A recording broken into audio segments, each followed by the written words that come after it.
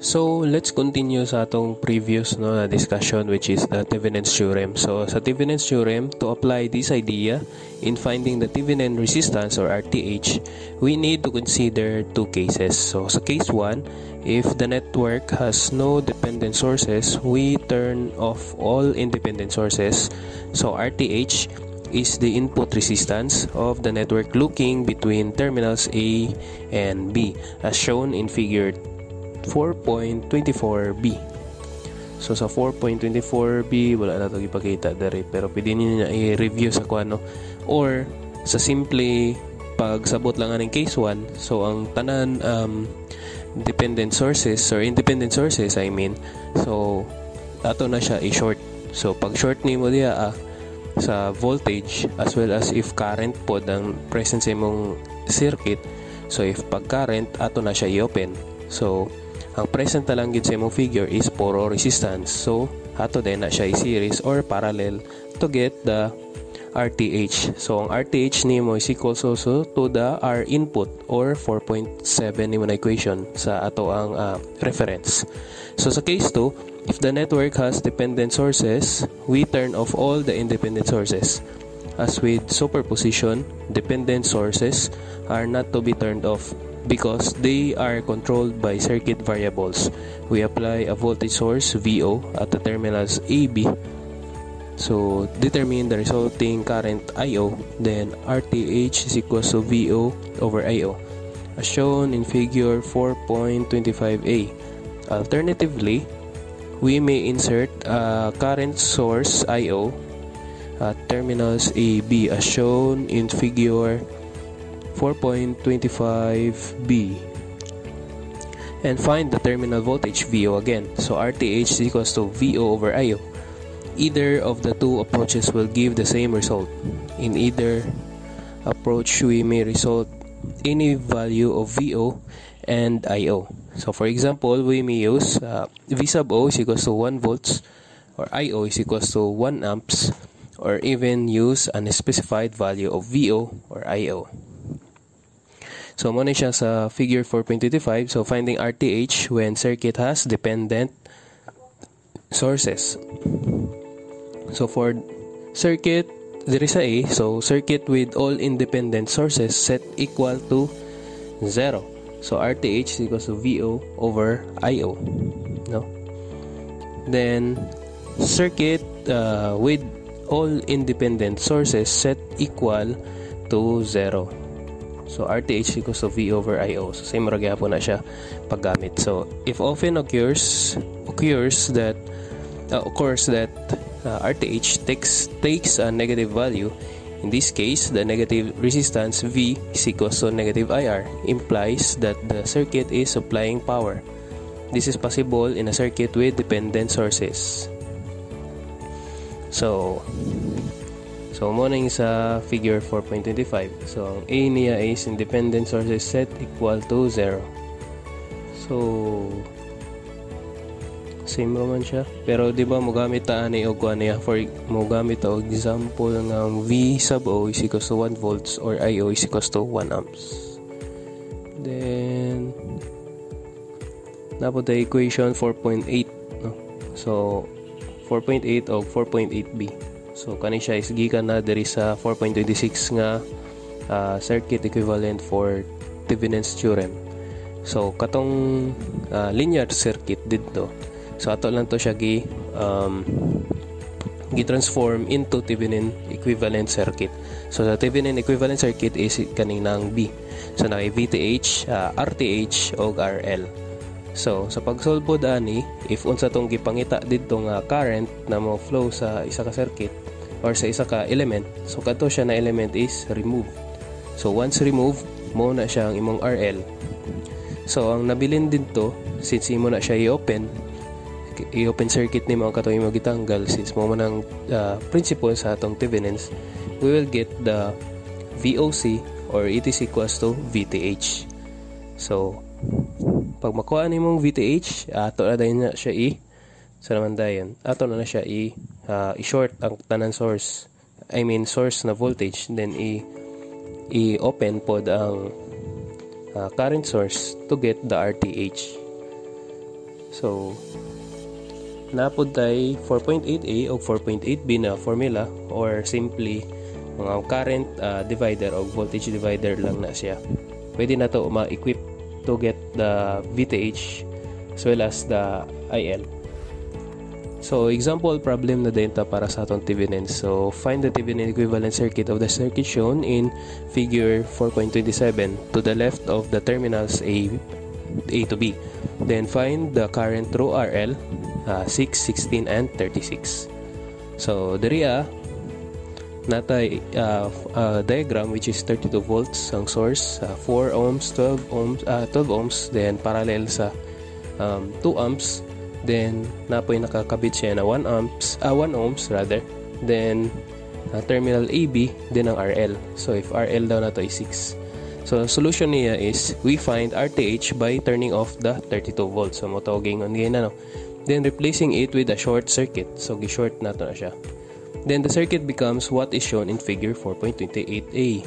Thus, di ba? So 4.28b IA. So moto gi-short siya. Then ang imuhang 2 amps is naka-open. So once open, so kaning 1 ohms is series sa diri sa 12. So makakuha na din kag RTH. So ang RTH nimo is equals to parallel ang 4 ug ang 12 ohms. So 12 ohms then plus 1. So nakay 4 ohms nga RTH. So to find VTH, consider the circuit in figure 4.28b. So applying mesh. So analysis to the two loops, we obtain negative 32 plus 4i plus 12 i1 minus i2 is equals to 0. So gimesh lang na niya diya. So to get the VTH. So kana siya is ang I2 nimo diha is equals to negative 2a, since ang loop nimo, di ba, clockwise dapat ang ato loop. So against siya sa current source. So diha ang I2 nimo is negative 2 amps. So ang I1 nimo, we will get the I1 which is 0.5a. So kanang I2 is substitute lang sa imong equation, sa imong mesh. So thus VTH, no, is equals to 12 times I sub 1 minus I sub 2 is equals to 12 times 0.5 plus 2.0 is equals to 30 volts. So if you're wondering sa VTH, why diha gibutang ang VTH, no, tanawon ninyo sa B figure, which is ang VTH nimo is nodal na siya, no. So mo na siya ang imong voltage drop. So ang voltage drop which is kaning diri sa imong 1 amps is wala na siya ma-consider diha nga circuit, since kana siya is walay current na ni flow. So the VTH, it is a voltage drop for the 12 ohms, so it is present, no, or parallel sa imong VTH na open circuit. So once you'll get the VTH, since parallel, so equal na ang voltages na present. So VTH diri sa imong 12 ohms, or the voltage drop diri sa imong 12 ohms is equals to the VTH sa imong open circuit, sa imong right side sa circuit. So the VTH is equals to 30 volts. So once na get ang VTH is magdrawing na dayon og the Thevenins equivalent circuit. So Thevenins equivalent circuit is equal sa kaning next slide, which is nakay ETH is series sa imong RTH or 4 ohms, then series sa imong RL, which is katong gi-remove na resistance sa question.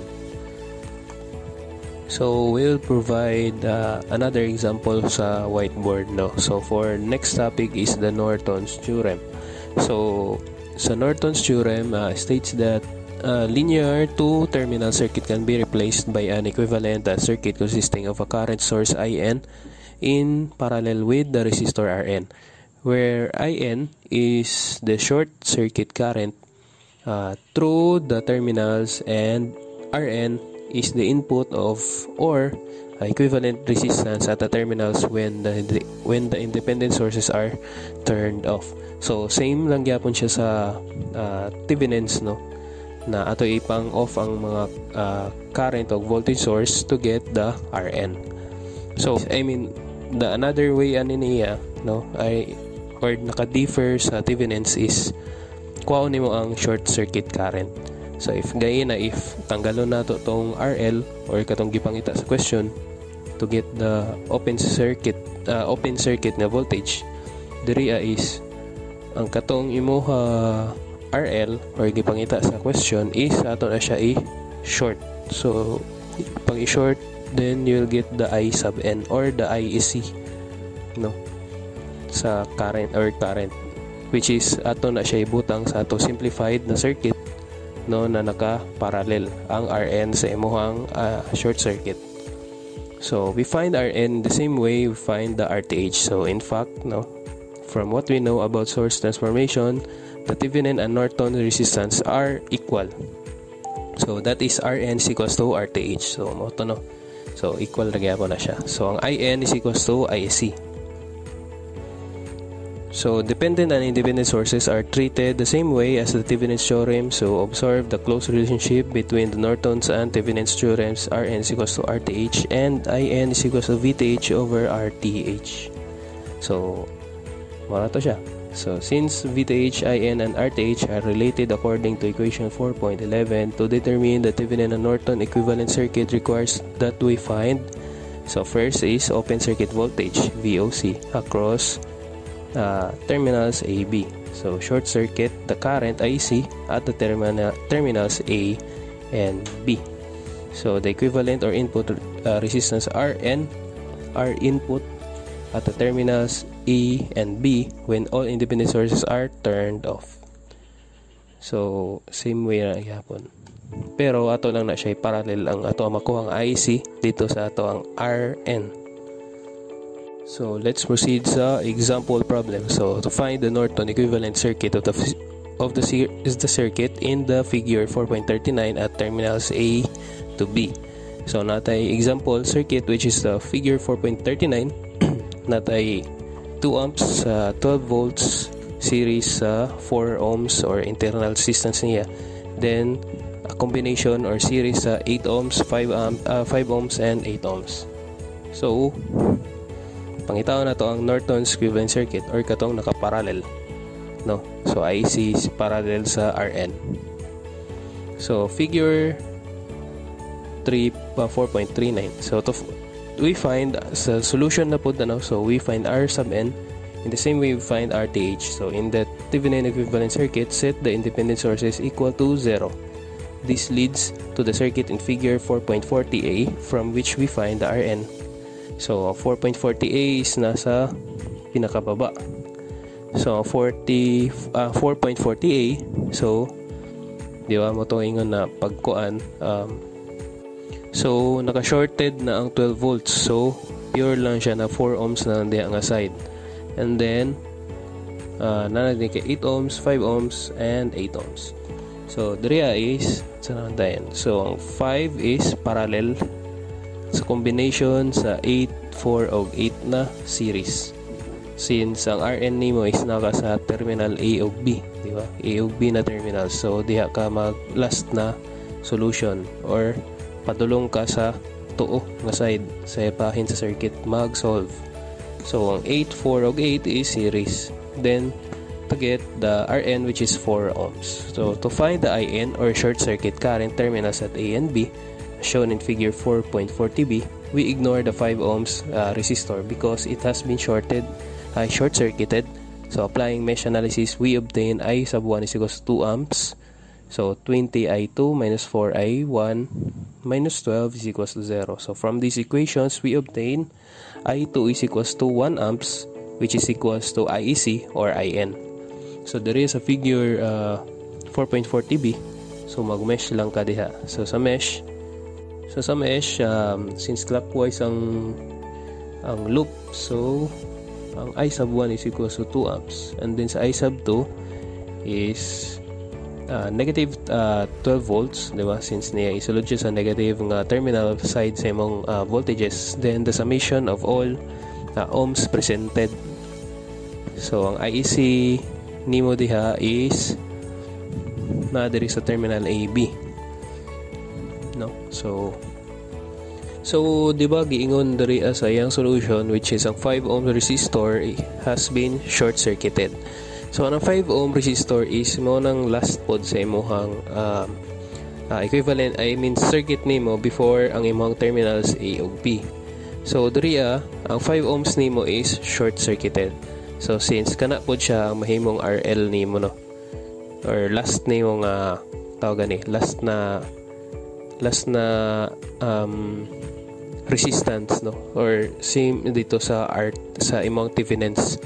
So, ang diri niya is iya lang gi-mesh, no? Apply lang siya mesh diri sa walay labot ng 5 ohms. So 8 plus 8, 16 plus 4 is 20.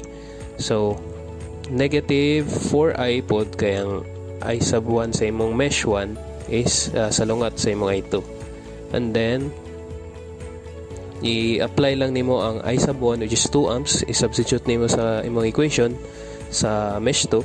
So to get i sub 2 is equals to 1 amps. And then nakuha na nimo ang imong IC, which is ang 1 amps. And then it is parallel, di ba? Since Nortons is parallel, ang imo makuha nga RN or RTH. So another example will be provided para sa dito sa whiteboard. Pero napuday lain pamahagi para sa THEVENINS o Nortons, no, sa pagkuha. So by source transformation. So via source transformation or repeated source transformation, we will arrive with the same answer or the equivalent circuit diagram sa THEVENINS o Nortons. So let's continue para sa ato ang last topic, no, sa chapter 4, which is the maximum power transfer. So in many practical situations, a circuit is designed to provide power to a load. So there are applications in areas such as communications where it is desirable to maximize the power delivered to a load. So the Thevenin equivalent is useful in finding the maximum power a linear circuit can deliver to a load. So we can assume that we can adjust the load resistance RL if the entire circuit is replaced by Thevenin equivalent except for the load. So as shown in figure 4.48, the power delivered to the load is, so siya, no, sa figure 4.48 sa left side sa atong slide, which is nadiri ang the circuit used for maximum power transfer. So if na siya pangutan ng circuit, kailangan nato siya i-transfer or i-convert into Thevenin equivalent na circuit. So that will use an equation which is 4.21 na simple lang na siya nga power formula, which is the I squared RL. But then again, ang imong I squared is equals to VTH, no, ETH siya over RTH plus RL. So atong Thevenin's resistance plus katong load resistance, no, ang iyahang denominator, pero squared. So the maximum power transferred to the load when the load resistance is equals to the Thevenin resistance as seen from the load. RL is equals to RTH. So ang RTH nimo is same ra sa load resistance, no? So if ato na siya equate ang 4.23 equation dito sa 4.21, so ang RL is mapulihan og RTH. So RTH plus RTH na ang denominator sa I. Then pag i-combine nimo, di ba, ma 2 RTH pero squared man, so muna siyang ma 4 RTH squared. Pero remember, napakay RL sa gawas. So ang RL nimo is equals to RTH sad. So makancel ang isa ka RTH sa baba. So ang nabilin is 4 RTH. So the maximum power transferred is obtained by substituting equation 4.23 into 4.21. For the P max is equals to V squared TH, no? Since squared man to dito sa 4.21 over 4 RTH. So equation 4.24 applies only when RL is equals to RTH. When RL is not equal to RTH, we compute the power delivered to the load using equation 4.21. So if dili do parehas ang RL o RTH, so simply 4.21 na equation ang i-follow. So the next slide is an example sa atong power transfer. So maximum power transfer. So find the value of RL for the maximum power transfer in the circuit of figure 4.50. find the maximum power. So natay figure 4.50. So nakay 12 volts, 2 amps na source, voltage source and current source respectively. And then 6 ohms, 12 ohms, 3 ohms, 2 ohms, no? And then ang imong RL. So we need to find the Thevenin resistance RTH and the Thevenin voltage VTH. So across the terminals AB. So to get RTH, so same ra gyapon sa katong previous nato na mga topic sa kaning chapter 4, which is ang voltage source is ato i-short and then ang current source is ato i-open. So to get the RTH, no, there is a terminal RAB. So mura siya. So 6 ohms is parallel sa imong 12 ohms. And then it will be what? Series sa 3 og 2. So mo na siyang nakay 9 ohms na RTH. So next is ang VTH. So sa VTH is simply mag-mesh lang ka diha, no? Or mesh or KVL.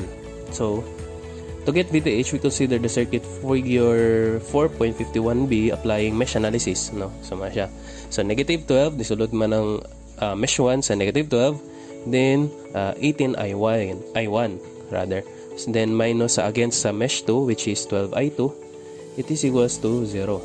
Then ang I2 nimo is kasalungat sa imong current source. So ang I2 nimo is equals to negative 2A. So negative 2 amps. So pag i-substitute na nimo I2, no, makuha nimo si I1. So solving for I1, we get I1 is equals to negative 2/3. So applying KVL around the outer loop to get VTH across the terminal AB. So we obtain, so sa gawas na po siya nag-loop, di ba? Since na siya I1. So we obtain negative 12. So outer ta mag loop. So negative 12 plus 6I1 plus 3I2 plus 2, pero ang iyaha current is 0 since ang kaning 2 ohms is naka-open man na siya kay VTH man na to gamit, no? So walay current na ni flow diri sa imuhang 2 ohms, so 0 na siya, plus VTH. So ang VTH nimo is equals to 22 volts. So for maximum power transfer, RL is equals to RTH, which is 9 ohms.